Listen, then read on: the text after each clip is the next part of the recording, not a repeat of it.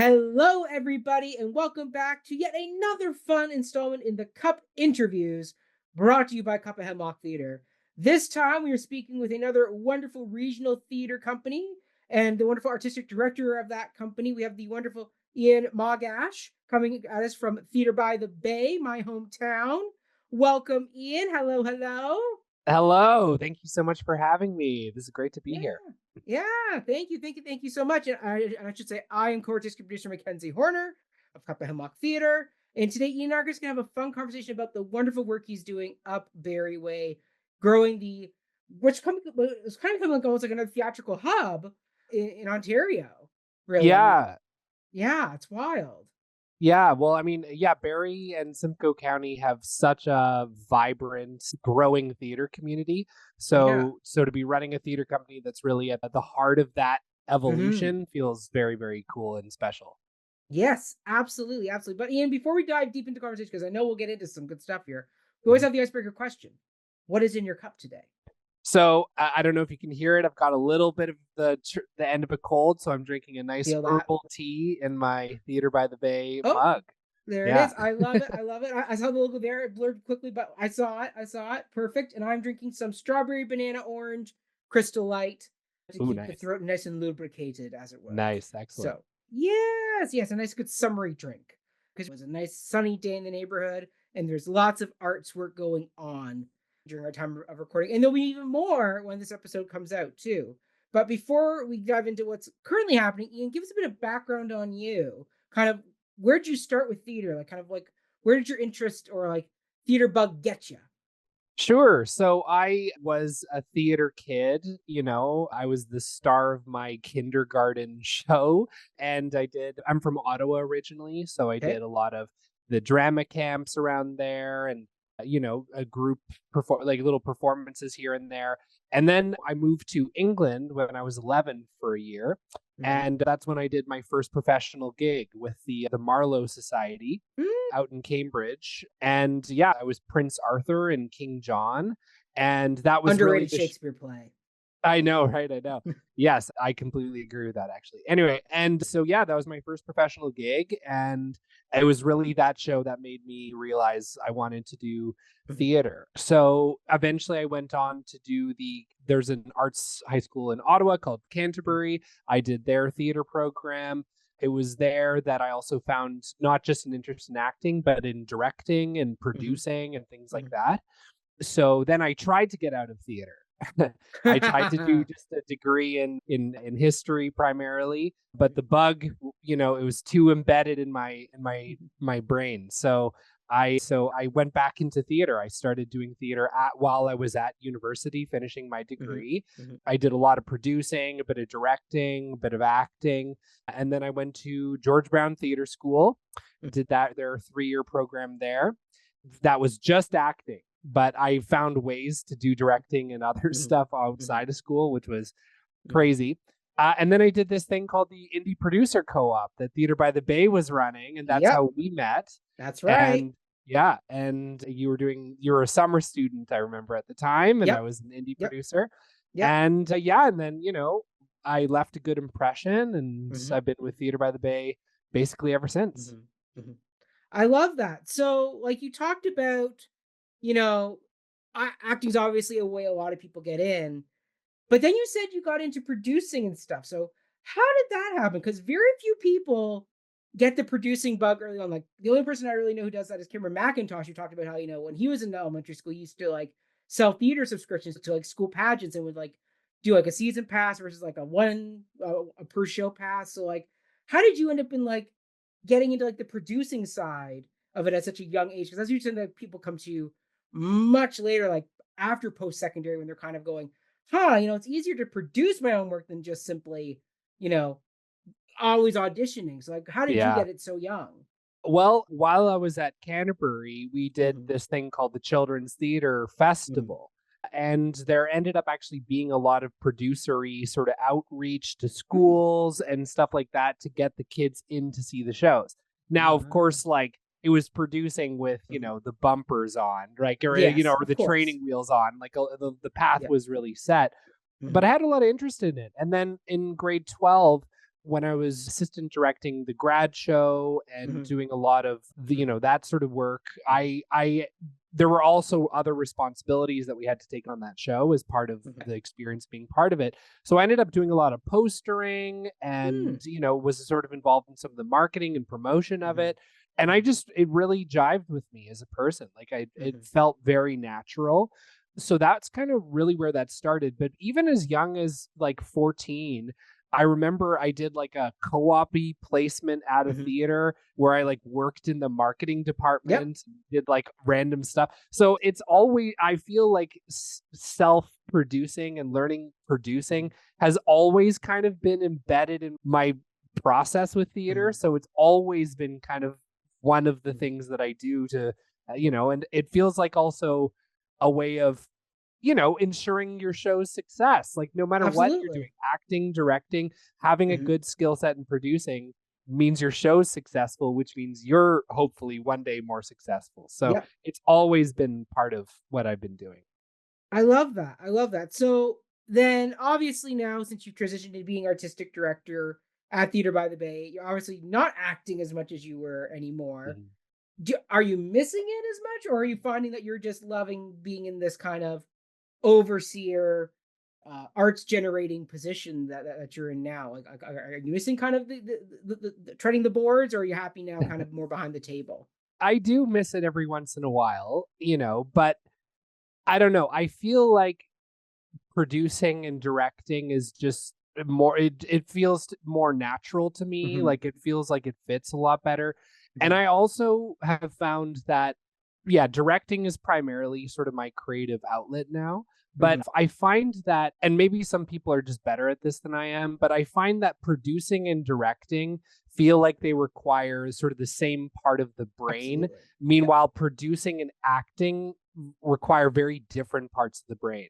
So I Hmm. actually have been very like I've produced and acted in shows before, and I Hmm. know other people who have, and they really struggle. Like I remember I was producing a show I was acting in, and like some people didn't show up in the audience that were Hmm. supposed to be there, and Hmm. like I found it very hard to kind of turn that part of my brain off so I could Hmm. focus on the acting. Hmm. So I just kind of said Hmm. at some point I guess I must have just kind of gone, you know what? Directing, producing, it's the same, it feels like the same part of the brain. It means my job is kind of done opening night and I can just Hmm. focus on, the producer schmoozing Yep. and Yep. celebrating and making sure people have a good time. Hmm. And so that feels a bit more natural. But Hmm. and it's true, like there's not really a lot of artistic directors that are actors. Like No. I feel like Hmm. most artistic directors are directors, and I Hmm. suspect that there's kind of a reason for that, and it may have to do with Absolutely. what I was talking about. 100%. I mean, you and I have both seen many a theater company come and go because the actor also acts as the like artistic director or producer of the company, and then it just Mm, becomes basically a whole bunch of vanity projects. And then once you do your vanity projects, it's like, okay, do I still have the passion to run this thing and like put my heart and totally. soul into it if I'm Yeah, not doing projects that I really wanted to be on the stage doing? Or then sometimes it's just hard to be able to separate yourself and kind of not focus, as you said, not have all your attention pulled one way or the other way. Because if you're in a scene and acting, you can't be thinking, about the grant you got to write later on, exactly. to get the money for the next show. You got to be in Exactly. the moment, and compared to directing and producing, which actually, as you say, they do kind of go more hand in hand because a lot of times, film directors are also film producers. The theater Yeah, directors are also so oftentimes have some type of producing hat on as well because they've realized that it's a great way to create your own work as well as foster work with people you like working with as well. exactly. So Yeah, and it yeah. must, like, for those artistic directors that can successfully act in the shows Mhm. that they do, like they must have an incredible team around them, Yes. so that they can just be like, okay, everyone Mhm. else has it under control. I Mhm. will just focus on what I need to do in this Yep. moment, which is be present with my scene partner. And Correct. that feels like a huge luxury, to be Mhm. honest. 100%, 100%. Yeah. And I mean, like, I mean, that's exactly it. If you're gonna act in it, you got to have that right team, and very rarely do you Yeah. have that full team together that can properly give the support that's needed to detach and go off and do your own thing. But you've mentioned now that you originated in Ottawa, went to England, came back to Ottawa, and then obviously went to Toronto, and now you're settled in Barrie. So Mhm. as you are not a Barrie native, but yet now you have settled in Barrie, what are kind of some of the valuable life lessons or things you've learned along the way that have helped you settle into Barrie and then assimilate and grow Barrie's theater community? Because obviously previous artistic directors with Theater by the Bay have had strong Barrie connections, like Mhm. Larissa and Alex and Mike have all connections in Barrie before working on the for working with or establishing the company. You're the first one of the artistic leadership who has not been Barrie born and bred. You're coming from the outside in. So what lessons did you bring in that kind of helped you settle and then grow Yeah. in this area? That's a good question. I mean, I was lucky. I had, of course, Alex and Larissa, who were Mhm. always a phone call away, Right. and and that kind of thing. And I also benefited because Theater by the Bay started changing its mandate to focus on like local Mhm. stories and local Mhm. artists, just as I Mhm. was getting involved.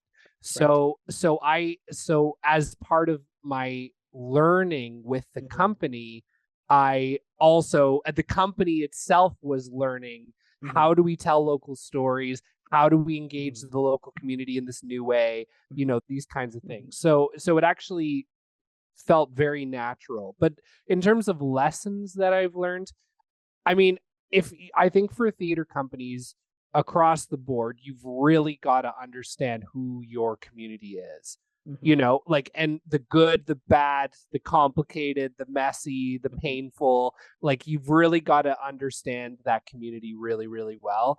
So that way you can, well, create the art that you think they want to see and should see and all these kinds of things. So that's really important.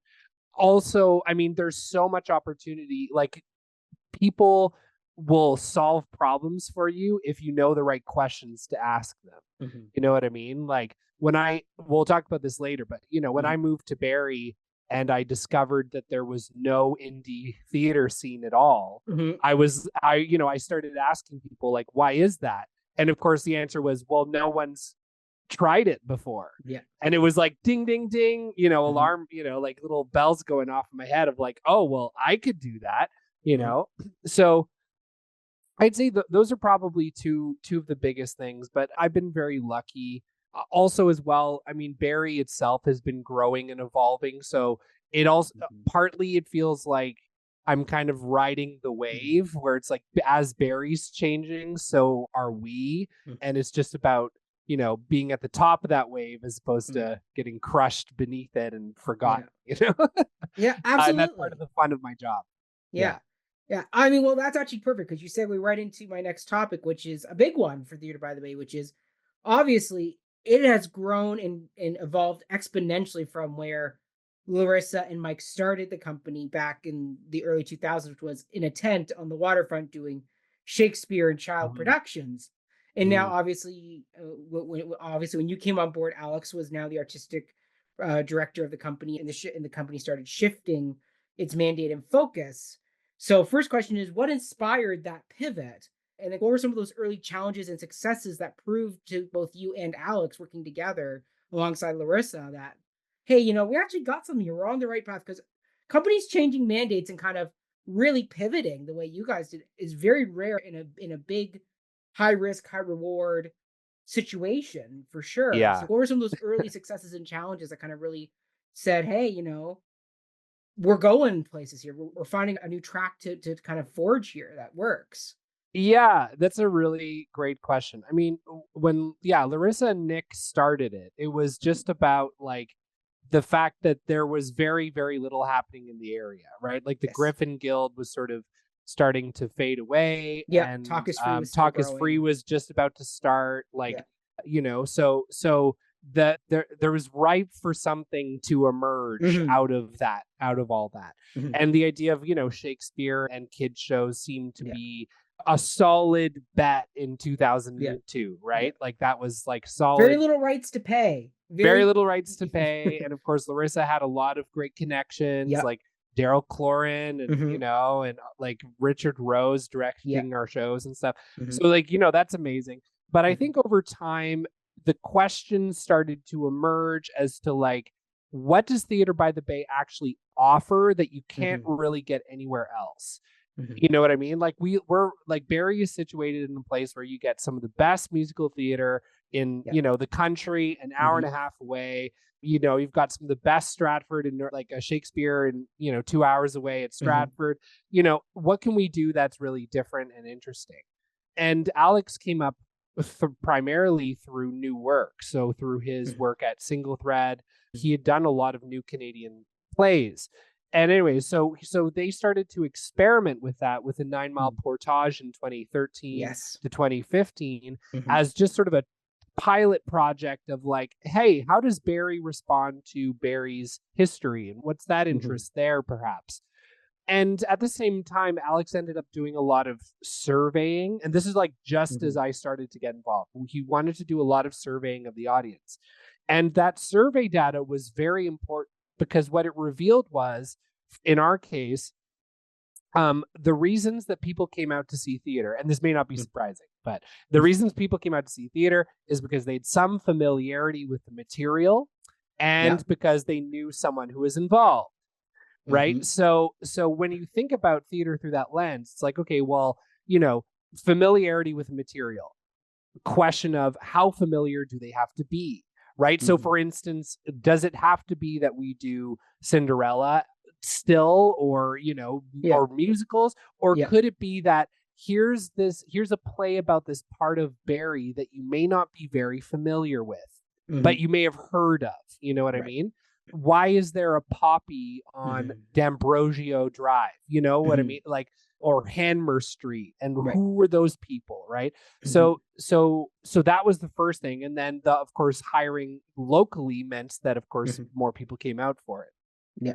So then the mandate came very clearly into view through that lens. Mhm. And so what we needed was a full scale production to really test that out. And that first production, that full scale production, was a production called We Must Have More Men, which was produced Yes. in 2016. And it was about the Mhm. like sort of the stories of the First World War and how they Mhm. impacted Barrie from the perspective primarily of the women who were keeping the home fires burning in Mhm. Barrie while the soldiers were going overseas. And the response was electric. Mhm. Electric. Like there was such a hunger for it. You know, we sold out many, many, many performances. We had Mhm. schools. There's just this like resurgence of energy in a way that the company hadn't really had in a long Mhm. time. And that seemed to say, okay, well, this is the way. But I'll tell you, it was a hard sell to a lot of people. Like the audiences Mhm. were there, but I'll never ever forget this. So we, of course, were going for Mhm. grant applications and stuff. And the feedback on one of the City of Barrie grant applications was that they were unsure about how long this local stories thing was going to be able to last. Wow. Yeah. And like that as like a detriment. And it was like, well, Mhm. I mean, the alternative is we keep doing Shakespeare and musicals. Like Right. this has so much more Mhm. potential value. So we did, I will admit, we did see a pretty steep grant drop off as there was a Understandable. lot of like, who are you now and what are you Yep. doing and like Mhm. why are you doing this kind of thing? But I think Alex and I are so stubborn. And like we really believed in it. Mhm. And so, you know, with time we proved all the haters wrong.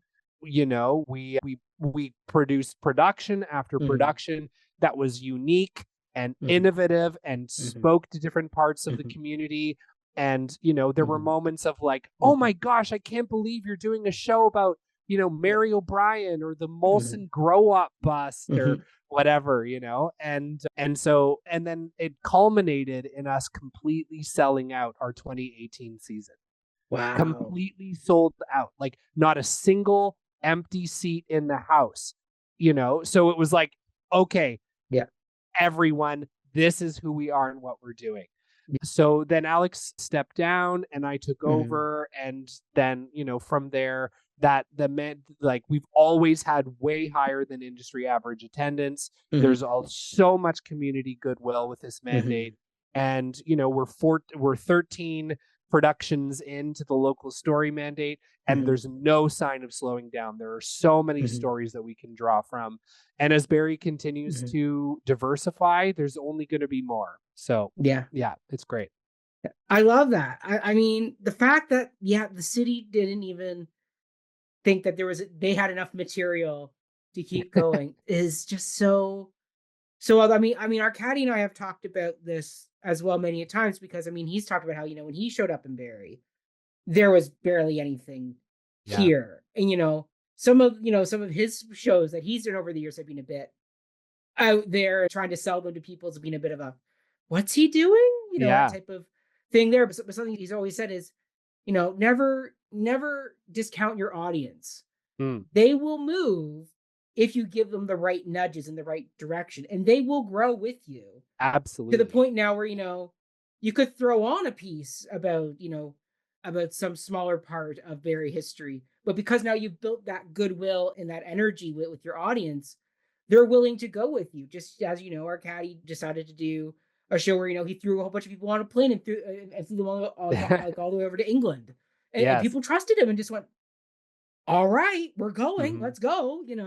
It's one of those things where like audiences are much smarter and are much more willing to work with you than people than sometimes I think some of the higher ups may have you believe. The public will go with you if you have a good bit of material, and are able to build that trusting relationship. And I think that's a Absolutely. beautiful And I mean, I think thing. like like it's fascinating to be in a community as well where it's like Theater by the Bay and Talk is Free are Hmm. the two companies. Yeah. Because like, talk about work that you can't see anywhere else. It's Hmm. like in a 100%. community of 160,000 people, you've got Yeah. one that does local stories, not Yeah. even all historical, like Yeah. fictional, Yeah. whatever, local stories, and then really experimental all Hmm. over the place in terms of location and Yeah. theme, and like it's pretty incredible. And yeah, and fortunately there's a community that's Hmm. behind that and is Yeah. willing to go on the ride with both of those Yeah. companies. It's pretty Yeah. wild.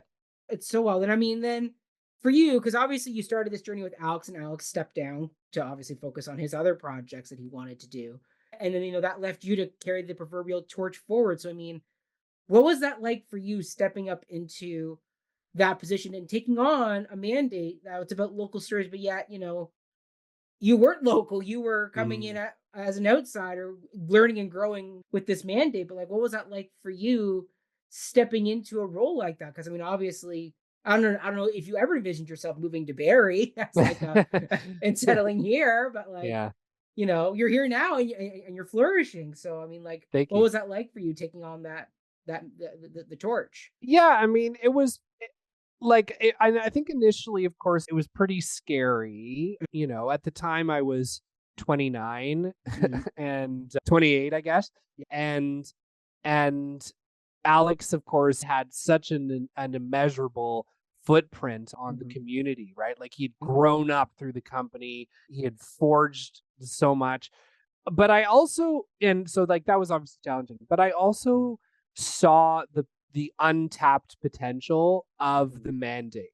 Mhm. And I think like part of the reason we've grown so much in the last few years is because I was able to like effectively tap into that potential Mhm. on a level that Alex like just wasn't able to, because of course we were grinding so Mhm. hard to get us to some sort of place where we could look to the horizon a bit. Right. Like one of the first things I did as AD when I took over was I developed the company's first ever 5-year plan.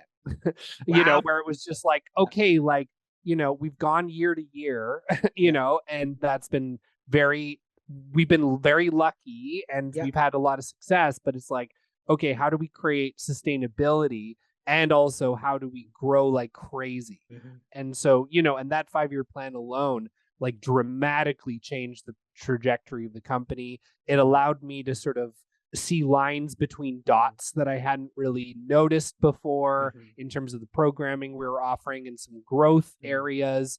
And it just kind of let us as a company decide, okay, Mhm. what do we want to look like 5 years from now? You Mhm. know what I mean? And who do we want to be serving. And as a result of that, all these incredible things happened and led us to being the company that we are today. So it was a scary time for sure when Alex stepped down. I was really delighted to see how much trust the community put in to me. Like, there was so much love, and I got so much enthusiasm for when I did it, for when it was announced that I was taking over and when I did take over. And so anyway, I don't know if that, all that. Yeah, no, It's a lot. absolutely. I mean, I mean, speaking of like the 5-year plan, I mean, were there any elements of that plan that dramatically changed, or like were you able to kind of stick to that course? I mean, Uh, obviously with any plan, some things will shift or change, but were there any dramatic things where like you had a point on there that was like, produce, Canadian, like, berry based musical about 5 points, and then right. you look at that later on and go, yeah, no, cross that off the list. That's not happening Absolutely. I mean, anytime so the soon. 5-year plan was more philosophical than it Okay. was practical. Like, Okay. there were things where it was more about like, what are the kinds of work that we want to be doing, as opposed to like, what specific projects Hmm. are we going to be investing in? You know what I Hmm. mean? That Hmm. said, I did have a couple on there that some of them came to fruition, some of them didn't, that kind of thing. But it was more about like the philosophy. So for instance, there were things like, I want in the next 5 years to have celebrated Canadian playwrights that don't know Hmm. anything about Barrie writing shows for us about Barrie. It's a great goal. I want to see a playwright who came up through the Barrie Theatre Lab have their Hmm. premiere as Hmm. Theatre by the Bay. You know what I mean? Hmm. Like those kinds of things. I Hmm. want to start a festival for emerging artists in Hmm. Simcoe County to help support that next generation of emerging Hmm. talent.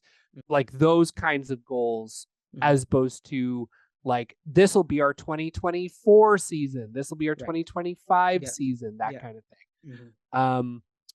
And also, I guess, like, as the plan was starting, I had a few ideas for Hmm. those shows, and some of them did come to fruition, some Hmm. didn't, some got pushed off later, some Yeah. didn't. But actually, if you look at the 5-year plan, a lot of our goals ended up being fully realized in ways that are really wonderful. Hmm. So yeah. Love that.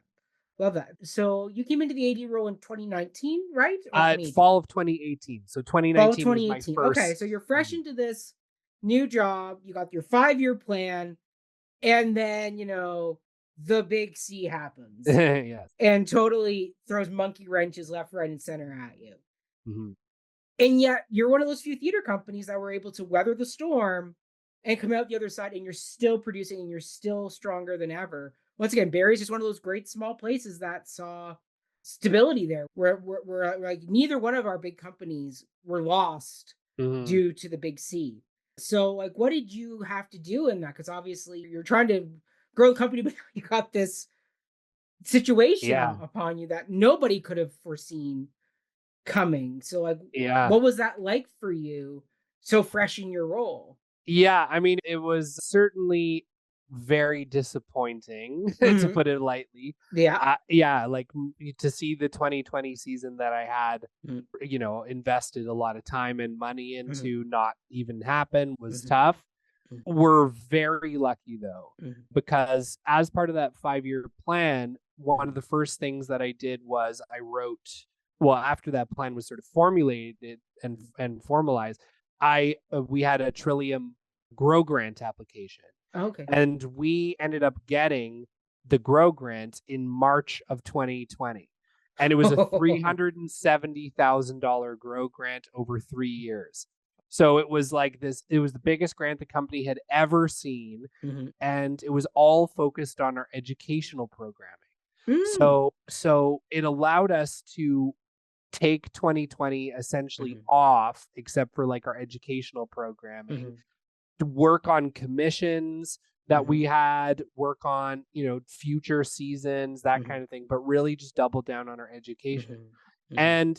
And one of the and so a lot of good actually came from that. Like, we ended up Mhm. getting a lot more time on projects that needed more time. We Yeah, a lot of our educational programs really Mhm. thrived Mhm. because everyone had a lot of time. So they were Yeah. like, "Oh, a workshop on playwriting? I'll totally do that." Mhm. And not even just for the people in the community that were Mhm. using those programs, but also for the instructors.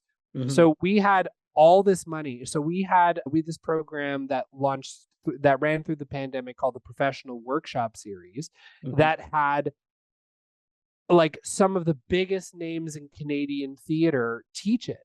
Like our first 10 workshops were people Mhm. like Vern Thiessen, Michael Wow. Healy, Hannah Moscovich, like Wow. Aaron Shields, like Kevin Loring, Mhm. like all these Mhm. unbelievably incredible people that just happened, of course, to be available. Right. And so that was like crazy. And of course, then Vern ended up getting involved with the company Mhm. and did some dramaturgy with a local playwright for us. And then Mhm. ultimately ended up being, like, hey, I want to write a show for you guys. And that ended Mhm. up being Iceman in 2023. So Mhm. it was, yeah, like obviously it was a very disappointing year, but again, because of the plan and Mhm. because of sort of looking to the horizon, Mhm. it didn't it didn't stop us. Like it Mhm. really didn't. Mhm. And yeah, then Mhm. 2021 we were able to do two full productions and a filmed production, like two filmed Wow. productions. So we had a film grant. So we did, yeah, like two plays written by local artists, performed, that was filmed in the Five Points and Mhm. streamed through our website. And then we did The Ghost Watchers, which was an augmented reality Mhm. theater hybrid show that was outdoors. And Mhm. then we did Minnow Bamadzewin, which was Mhm. a show about Indigenous experiences in Aurelia that was Mhm. done at the Aurelia Opera House, which was one of the Mhm. only places that allowed for social distance seating in Mhm. 2021. And it was a full scale production. And like Mhm. Keith, Keith Barker and Wayne Mangesha and all these people came Mhm. up to see it because they were like, indoor theater again. And like, I'll never forget Wayne Mhm. coming up to me and saying, this is the first indoor theater Mhm. that I've seen since everything went down. Wow. Like crazy. So yeah, it really did not stop us. It just sort of forced us Mhm. to take our time to innovate and to Mhm. focus on what we could focus on, and we did. Mhm. I love that. I love that. Now you mentioned the theater labs Mhm. as like one of those great initiatives that kind of got started under you and then kind of has now kind of grown and fostered a lot of great materials that I covered. I mean, Trudy mentioned how some of her earliest plays kind of got started there and now blossomed and grown into being part of the festivals and have gone on to do other fringes and things like that. So how did you kind of come up with that concept and then like activate it within the community? Because that's such Yeah. a unique thing that I was saying you would have thought somebody would have had that, but like, no, it wasn't really a developed thing yet. So I mean, like, how did you kind of get into that there? Well, so to give credit where credit's Mhm. due, that Mhm. actually emerged because we asked questions of the artists in our community. So Love that. Alex actually fostered this little retreat where he got some of the artists that had been involved with us as Mhm. the mandate was starting to shift and stuff. And we ended up doing sort of like some visioning exercises of like, what are, some of the things that we should be doing to help Mhm. support the local arts community. And one of the ideas that emerged, I can't remember who it was who brought it up, but they were like, I think there needs to be a space where people can read works in progress and give feedback.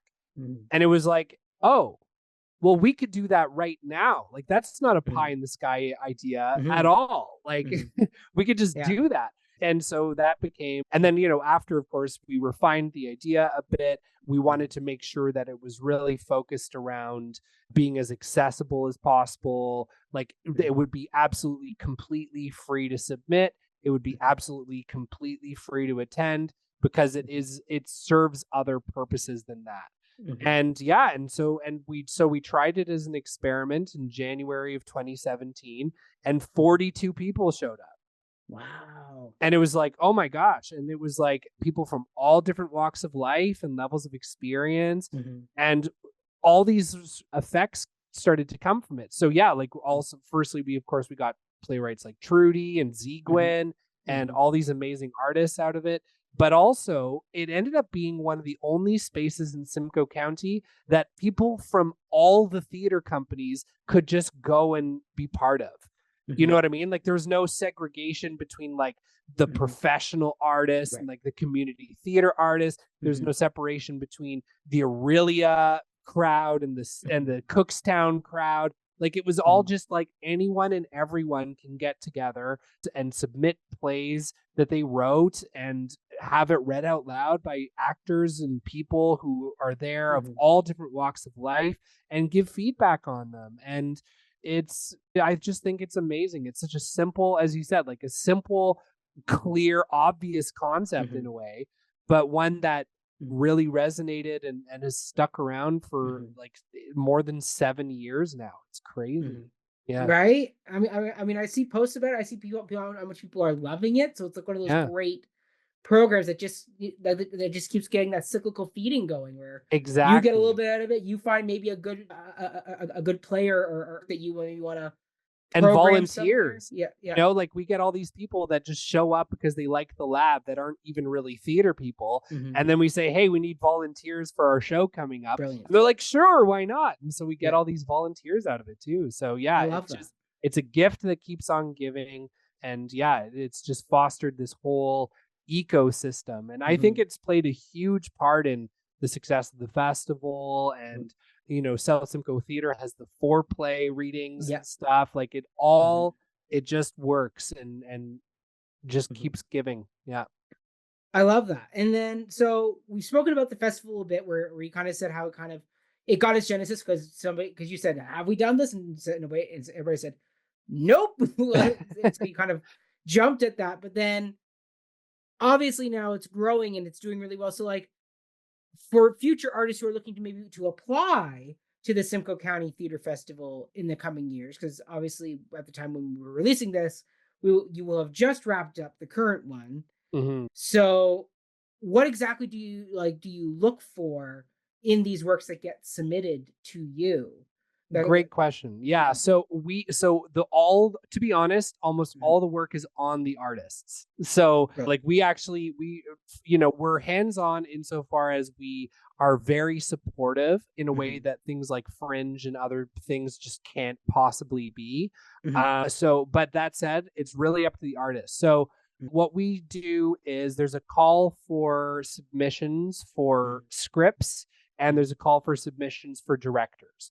mhm, And as part of that call for directors, there's also a mhm, call for bring your own teams. mhm, And so the idea is um, for those directors that are submitting by themselves, they submit, we select them based on, like, we have a little jury that selects the directors, and then they choose out of the submission of scripts mhm. which ones they want to do. Brilliant. And then from that, we do an open Mhm, casting call. So all the directors are in the room at the same time. mhm. And then we do almost an NFL style draft where it's like all the headshots are on the table Yeah, and you got to like cut deals and everything to like yeah. get the team that you want and stuff. So that's how it comes together. So you get all these amazing combinations where, you'll have a playwright from Collingwood working with a director from Aurelia with actors from Alliston and Barry and Innisfil, Mhm, whatever. And that's kind of how that mhm, comes to be. But then also, one of the things that we wanted to do was make sure that we were fostering not just the artists, but the mhm, emerging companies in the region. And mhm, that's why we did the bring your own team thing as well, mhm, where, for these emerging companies, when else would you get the chance to use the 5 Points Theater for your show, right? Like it's so inaccessible to indie theater companies and mhm, stuff. So giving them the platform to say, "Hey, do a show as part of the festival. Your mhm, work will be, you can push your company and also your work will be seen by everyone in the festival. Like it's great, mhm, great publicity. And of course, you get a show with great photography and mhm, videography and a budget and mhm, everyone's paid and all mhm, these kinds of typical barriers for mhm, indie companies to get started. mhm. So but yeah, and really the only qualification is that you gotta be from Simcoe County, so either currently Okay. living here or have lived or like have essentially like proof that you have deep ties to the area, and then you're welcome as part of the club. Perfect, perfect. So this year you had 7 That's right. shows. Yeah, including a new kids show, the Kevin Felt Kelly piece. Yeah. So are you looking then to grow to, like, have more? Because obviously Toronto Fringe has 77 shows Yeah. on their docket. Obviously, Barry won't be doing that because that's astronomical to get into the 5 points. But, like, are you hoping to grow every year with like a few more shows, just keep adding, or is that kind of like 7 your magic number at the moment? Well, who's to say? But I Mhm. certainly think that 7 is probably too many. I think like, well, and primarily because like we pay every single artist that's Right. involved. Like Mhm. it's not like Fringe where it's like you're on your Mhm. own. Like Mhm. we as part of our commitment to accessibility, we pay all the artists that are involved. So the more shows, the more Yeah. artists. So like if there was to be some kind of growth, I suspect that why does it have to be in Barrie? You know, if Right. it's the Simcoe County Theatre Festival, Mhm. could we not do it in Aurelia? Could we not do it in Yeah. Collingwood when Yeah. hopefully they get a new performing arts center? Could we not do it in Midlands? Like Mhm. that kind of thing. But then also potentially create sort of offshoot opportunities Mhm. perhaps throughout the year. So like Right. for instance, maybe one year there's like the two fan favorites get an Mhm. extra week or whatever at the Mhm. 5 points, and we do Right. it during our off season as a Mhm. fundraiser or Yeah. like those kinds of things. But right now I think probably the golden number is 6, and we got to go back Okay. to that. Yeah. One too many right now. Yeah, one too But it's many. I all mean, great work though, so it is. And the it's kids an show, honorable sacrifice. absolutely. And like I love the idea of the kids show that doesn't Mhm. need to be cut, Yeah. maybe it's one of the other shows or Yeah. whatever. But I think 7 is too many and 6 is Mhm. probably where it needs to be. Wonderful, wonderful. So then, obviously, this is the third, the That's third. right. Yeah. Perfect. So obviously, you just finished your third season of it. So, like, what are kind of some of your highlight memory reel successes that have come from this venture? Because obviously, this is a very exciting new venture with a lot of collaborations there. So, like, what are kind of some of those moments that you'll look back on and go, "Wow, that really stood out as a milestone There's a for couple. this I mean, project." from the audience perspective, I would say I love it when people come to see one night of it. Like they're Mhm. like, oh, we're here for just these 2 shows. And then Mhm. we see them there the next night and then the next night because they're like, Mhm. well, we have to see all 6 now. Yeah. So that's a big one for sure. Um, yeah, I think the first load in of the first year, I think was really special. Like it Mhm. was just like, wow, this is actually happening. This thing that I think our community has needed for so long is Mhm. actually like real now. I think Mhm. that was a pretty big one. And also last year when we were so we when the festival is part of its closing night, we rented out North Country, which is like the bar Yeah. directly across the street from the 5 Points. Mhm. We rented it out. And so we were all at this long table. And as Mhm. I looked down the table, I was like, none of the like so few of these people knew each other before. Mhm. And now they're all like mingling, like it was artists from all different walks of life, levels Mhm. of experience, Mhm. and they were all so enthusiastic and friendly with one another. And, Mhm. we do this thing where all the festival artists get to see any Mhm. show however many times they like for free. Like Mhm. as part of the idea of being like, go and see everyone else's Yeah. work. And so people just watching people talk about the shows and like it was just really, really special. And it proved this is exactly what I knew it would be. Mhm. Like this is Proof of exactly, concept. exactly. The proof of concept was Yeah. so strong and so clear. And now it's real. And I hope it runs for a long, long, long time and continues to invite new people Mhm. and it doesn't get kind of stuck with the same people. Not that it is like like more than half of our directors were new this year, but like I just hope it continues to evolve and grow in all Mhm. sorts of really interesting ways. Yeah. Yeah. And then I had a whole new question. You just sparked in my head, and now it's gone again. That spark will come back. Oh, I know what it was. You were mentioning one of the shows that you had at your festival has now moved on to Yes. the Toronto Fringe Festival this year. That actually I will have just seen and talked about in our Fringe Roundup episode that will have come out just before this episode, which was Yeah. Stiff and Sons. Stiff Sons. That's right. Yeah. So Yeah. actually, if I can brag for a second, Please brag. 3 of the festival shows in its 3 Mhm. years have gone Mhm. on to other fringes and other Wow. events. So Sophie this year's which was an opera last year was did fringe. If the Shoe Fits, one of the shows this Mhm. year is in the London Fringe. And Mhm. yeah, Stiff and Sons was one of the shows last year as well. Mhm. And now they're part of the fringe this year. And Yes. that's just so awesome. Like Aiden, I think this is his first play, and it's Wow. so good and so funny. And he's from Barrie, and it's just, has just written this completely crazy play that had its premiere at the Simcoe County Theatre Festival. So what Brilliant. it proves, though, I think, is like they're not just producing work to produce work. Like Hmm. they believe, the artists that are involved in these shows believe in Hmm. these projects and are actively, looking Hmm. to bring them other places, which means for all of, not only for the festival, because we get to brag about, look at all these shows that have Hmm. gone on to other places, but also like for the artists, where it's like, no, like we're going to help make your shows great Hmm. and you can go all sorts of places with them. Hmm. And then, of course, it makes Simcoe County in general look good, Hmm. because Hmm. all these Simcoe County shows are all over Ontario and hopefully Hmm. Canada one day now. Hmm. And it's all started from this festival. So, yeah, Brilliant. I think it's amazing. I love it. I love it. Now, obviously, you've wrapped up the Simcoe County Theatre Festival, but that doesn't mean you've stopped programming things. So tell us a bit about this piece that you got coming up. Yeah, so the play is called If I Only, and it's by Chloe Hung, whom some of your audience may know. She wrote Three Women of Swatow, that was Hmm. produced at Tarragon Hmm. and is now, I think, at the Centaur in Montreal and stuff. So she's a great playwright. Hmm. And the play it's set in an event in Barrie's local history. So back in 2016, the high school of Barrie, like the downtown high school of Barrie, closed. It was called Barrie Central. Yep. And there was this final like farewell event in 2016. Hmm. There's this massive event. And so the play is set during that event. And it's like Ah, literally in the Fisher Auditorium in downtown Barrie. Like that's brilliant. where the play is set. And it's all about, and it kind of came about because Chloe, I'd given her another idea, and she was like, nah, I don't really want to do that. But in my Hmm. head, what I really want to write about is a 10-year high school reunion, because she had just had hers, and she was like, it was so emotionally charged and like Hmm.